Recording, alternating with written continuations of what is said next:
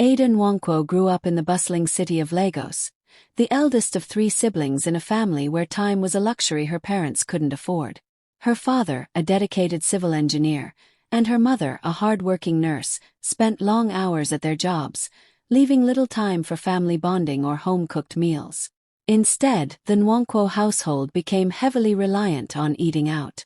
From the sizzling roadside akara to the steaming bowls of pepper soup from the buka around the corner, Ada and her siblings, Keen and Amaka, grew up associating food with convenience rather than effort. This lifestyle followed Ada into adulthood. By the time she graduated from the University of Lagos with a degree in education, cooking remained an unexplored skill. She rented a small apartment in Surulere and continued her habit of dining out. Suya from Ikeja, amla from a nearby joint, and pastries from upscale bakeries became staples of her diet. Ada saw no issue with her choices and dismissed her best friend Chisholm Ease's frequent warnings. Chisholm, her closest confidant since their university days, was the complete opposite of Ada when it came to food.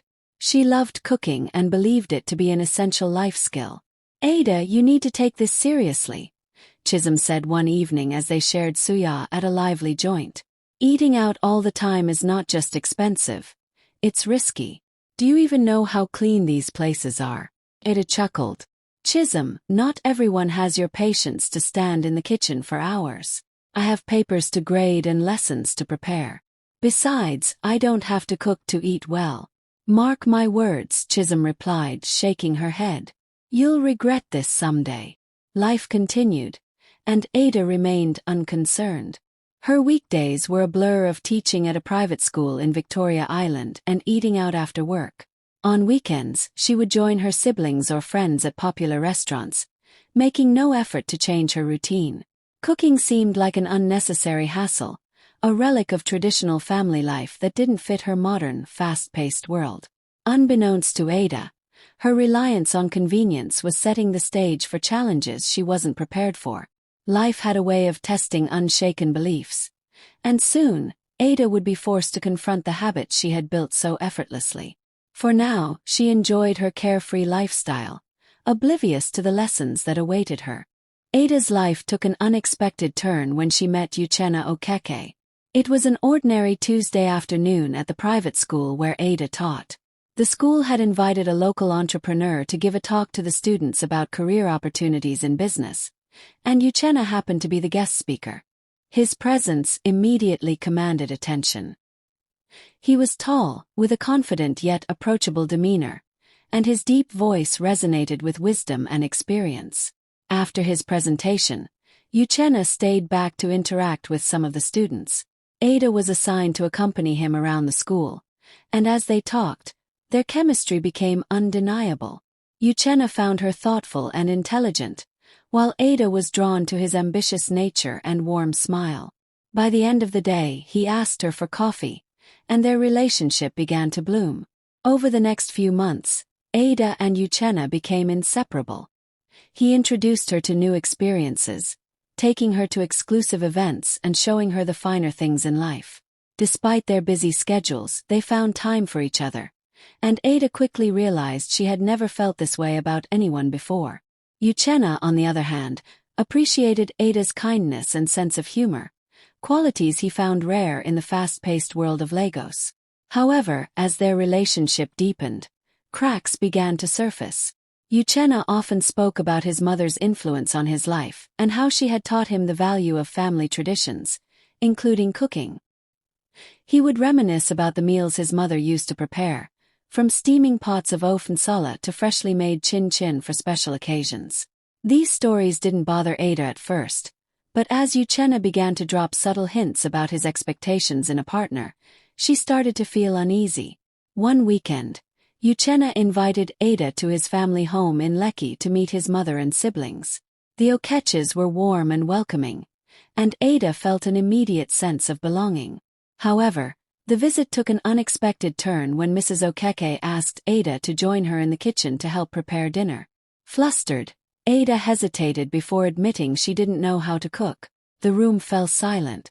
Mrs. Okeke's surprise quickly turned to polite disapproval. "Ah, my dear, cooking is an important skill," she said with a strained smile. "Every woman should know how to cook, especially for her family." Uchenna's siblings exchanged glances, and Ada felt a wave of embarrassment wash over her. Later that evening, Uchenna confronted her gently. "Ada, I didn't think it was serious when you said you couldn't cook. I thought maybe you just didn't enjoy it, but now I see it's more than that." Ada felt defensive. "I wasn't raised to cook, Uchenna. My parents were always busy and we didn't have time for things like that. Besides, I've managed fine without it." "But it's not just about you," Uchenna replied, his tone firm but kind. "Cooking is a way to connect with family, to show love. It's something I've always valued, and it's hard for me to imagine a future with someone who doesn't share that." The conversation ended on an unresolved note, and a week later, Uchenna told Ada he needed time to think about their relationship. Heartbroken and confused, Ada turned to Chisholm for support. "I told you this would happen," Chisholm said, not unkindly. "Uchenna isn't wrong to want someone who can cook, but it's also not fair for him to make you feel like you're not enough. If you want to learn, I can help you. But do it for yourself, not for anyone else." Ada nodded, though her heart wasn't in it. The pain of Uchenna's departure overshadowed everything else, and for the first time, she began to question the choices that had shaped her life. Loneliness became Ada's constant companion in the weeks that followed Uchenna's departure. She threw herself into her work, hoping to distract herself from the ache in her heart. However, evenings were the hardest. The silence of her small apartment in Surulere felt oppressive, and the memories of her time with Uchenna lingered like ghosts. One evening, while scrolling aimlessly through her phone, Ada came across an advertisement for a new restaurant in Ikeja called Gourmet Haven. The pictures of the food were enticing, and the reviews spoke of a luxurious dining experience. Craving a change of scenery, Ada decided to give it a try. From the moment she stepped into Gourmet Haven, she was impressed. The decor was sleek and modern, with soft lighting that created an inviting ambience. The waitstaff were attentive, and the menu offered a variety of local and international dishes. Ada ordered egusi soup with pounded yam and was delighted by the rich flavors. For the first time in weeks, she felt a flicker of happiness. Gourmet Haven quickly became her sanctuary. After work, she would treat herself to a meal there, savoring the food and the brief respite it provided from her loneliness. She became a regular, and the staff began to recognize her, always greeting her with smiles and warm welcomes. However, Ada's bliss was short-lived. One evening, as she was halfway through a bowl of ogbono soup, she noticed something unusual. A cockroach floated in the soup, its legs stiff and unmoving. Ada felt her stomach churn. She called the waiter, who apologized profusely and offered her a free meal voucher as compensation. "It happens," Ada told herself later that night, trying to rationalize the incident. It was probably just an accident. But the incident planted a seed of doubt in her mind. A week later, she fell ill with severe stomach pains and nausea. Chisholm rushed her to the hospital, where the doctors diagnosed her with food poisoning. They warned her to be cautious about where she ate, but Ada dismissed their concerns. "It can't be Gourmet Haven," she insisted to Chisholm. "Their food is too good for that." Despite her denial, Ada found herself back in the hospital 2 more times over the next few months, each time with food poisoning. Chisholm grew increasingly worried and begged Ada to stop eating at the restaurant, but Ada couldn't seem to break the habit. Driven by curiosity and frustration, Ada decided to investigate. She befriended one of the restaurant staff members, a young man named Femi, and persuaded him to give her a tour of the kitchen. What she saw horrified her. The kitchen was a stark contrast to the restaurant's polished exterior. The counters were stained with grease and grime, and dirty dishes piled high in the sink. Rats scurried across the floor, and cockroaches darted in and out of cracks in the walls. The staff handled food with unwashed hands, their uniforms stained and disheveled. Ada felt a wave of nausea as she took it all in. How had she been so blind? She thought about all the time she had eaten at Gourmet Haven, oblivious to the filth lurking behind the scenes. The realization hit her hard. Appearances could be deceiving, and her reliance on convenience had nearly cost her her health. That night, as Ada sat alone in her apartment, she made a decision. She would change her lifestyle, not for anyone else but for herself. It was time to take control of her life and leave her unhealthy habits behind. The horrifying discovery at Gourmet Haven was a wake-up call for Ada. Sitting in her apartment that evening, she replayed the images of the filthy kitchen in her mind. The rats, the cockroaches, the unsanitary cooking practices. She thought about the pain and discomfort she had endured during her bouts of food poisoning, all because she had chosen convenience over caution. It was no longer just about her failed relationship or her upbringing. It was about her health, her future, and the need to reclaim control of her life. For the first time in years, Ada resolved to learn how to cook. The decision felt daunting, but she knew she had no other choice. She called Chisholm the next day and shared her plan. "I knew you'd get here eventually," Chisholm said, her voice laced with both relief and excitement. "Don't worry. We'll start with the basics. You'll be cooking like a pro in no time." That weekend, Chisholm arrived at Ada's apartment with bags of groceries and a list of simple recipes. They started with jollof rice, a dish that had always been a staple at Nigerian gatherings. As Chisholm explained the steps, chopping onions, blending peppers, measuring spices, Ada listened intently, determined not to mess up. Her first attempt wasn't perfect. The rice was slightly overcooked, and the seasoning could have been better, but Chisholm clapped her hands in encouragement. "You did it, Ada. You cooked your first meal from scratch," Chisholm said, hugging her friend. "Now we build from here." Over the next few weeks, cooking became a regular part of Ada's routine. She spent her evenings watching YouTube tutorials on Nigerian dishes, from egusi soup to ofada rice, pausing frequently to jot down notes. Her weekends were dedicated to trying out new recipes, often with Chisholm by her side to guide her. Slowly but surely, Ada began to gain confidence in the kitchen. At first, the process felt tedious, measuring ingredients, adjusting the heat, constantly checking the food. But as she became more familiar with the techniques, she started to enjoy it. Cooking transformed from a chore into a form of self-expression. She took pride in plating her meals, experimenting with flavors, and seeing the results of her efforts. Her siblings, Keen and Amaka, were the first to notice the change. One Sunday afternoon, she invited them over for lunch and prepared a spread of jollof rice, grilled chicken and fried plantains. As they ate, Keen looked at her in amazement. "Ada, did you really cook all this?" he asked, his mouth full of food. "This is better than any restaurant." Amaka nodded in agreement. "Who are you, and what have you done with our sister?" Ada laughed, feeling a swell of pride. "I'm learning. It's about time, don't you think?" Her transformation extended beyond her newfound cooking skills. Ada began to feel more in control of her life. She no longer relied on restaurants or takeout. Instead, she planned her meals, shopped for fresh ingredients, and made her kitchen a space of creativity and comfort. Cooking gave her a sense of independence she had never experienced before, and with it came a newfound confidence.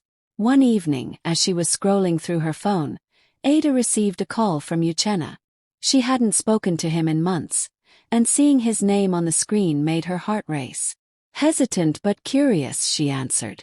"Hello, Ada," Uchenna said, his voice softer than she remembered. "I've been thinking about you a lot lately. How have you been?" "I'm doing well," Ada replied, trying to keep her tone neutral. "And you?" "I've been okay," he said. "I owe you an apology. I was wrong to walk away the way I did. I've realized that I judged you unfairly. It's not about whether you could cook back then. It's about how we could have worked through it together." Ada was silent for a moment, processing his words. She thought about how much she had changed since they last spoke, how much she had grown. "I appreciate your apology, Uchenna," she said finally. "I've been learning to cook, but not for anyone else. I'm doing it for myself." "I respect that," Uchenna said. "I'd love to see you again if you're open to it." After some thought, Ada agreed to meet him for dinner, this time one she would prepare herself. She spent the entire day planning the menu: vegetable soup with pounded yam, grilled fish, and a side of steamed vegetables. Chisholm stopped by to lend a hand, but Ada insisted on doing most of the work herself. When Uchenna arrived that evening, he was visibly impressed. The aroma of the food filled the apartment, and the dining table was beautifully set. As they ate, Uchenna complimented her cooking repeatedly, but what touched Ada the most was the sincerity in his eyes. "This is incredible, Ada," he said. "But more than the food, I'm proud of the effort you've put into yourself. You've always been amazing, but now I see a strength in you that I didn't before." Ada smiled, feeling a sense of closure. Whether or not they rekindled their relationship, she knew she had grown in ways that mattered most to her. That night marked the beginning of a new chapter for Ada, one where she took ownership of her life and her choices. Uchenna had been right about one thing. Cooking was about more than just food. It was about connection, love, and resilience. And Ada had finally found all three within herself. Ada and Uchenna's relationship rekindled slowly, with a newfound respect for each other. Uchenna was patient, giving Ada space to continue her journey of self-improvement. He became her biggest supporter, cheering her on as she mastered more complex dishes and grew in confidence. Ada, in turn, began to appreciate the value of shared experiences, often inviting Uchenna to cook alongside her, blending their perspectives and creating a bond stronger than before. Months later, surrounded by family and friends, Ada and Uchenna celebrated their wedding in a vibrant ceremony in Enugu. The reception was a testament to Ada's transformation. She prepared the menu herself, ensuring every dish was a reflection of the skills she had worked so hard to acquire. Guests marveled at the flavors, not knowing the story behind every plate. Ada's journey didn't stop there. Inspired by her experiences, she started a food blog, documenting her culinary experiments and sharing her story to encourage others to embrace personal growth. She focused on teaching young people the importance of self-sufficiency and the value of knowing where their food came from. The lessons Ada learned became guiding principles in her life. Appearances can be deceiving. Always look beyond the surface.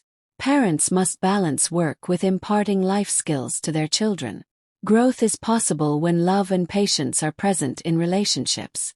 Independence and health go hand in hand, especially with food choices. Ada's story was one of transformation, resilience, and love. From a woman who relied on convenience to one who embraced self-reliance, she proved that it was never too late to change, to learn, and to grow. Through her journey, she found not only herself but also a future filled with love, respect, and purpose.